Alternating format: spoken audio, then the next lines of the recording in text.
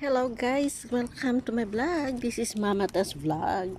Ayun, nandito po ako sa aking garden dahil mamimitas po ako ng repolyo. Ayun, ito pala yung kalabasan kapag hindi po natin i-sprayan ng mga insecticide. Kasi pinapasok po siya ng uod. Pero maganda kasi healthy naman po. Organic po siya. Walang fertilizer. Ayan po. Ayan, dito po ako sa aking garden. Ayan, meron din akong purple na cabbage.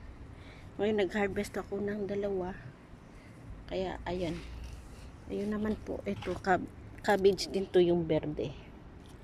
Ayun. Ayan o, tingnan niyo po yung puno niya. Tinanggalan ko kasi ng mga dahon. Ayun. Tapos po guys, pakikita ko rin sa inyo yung aking brochures. Ayan po. Tingnan niyo po yung puno ng brochure. Kaya hindi ko gaano clear dahil mainit po eh. Ayun o, ito po yung bunga. Parang repolyo din po siya. Brochure. Ayan.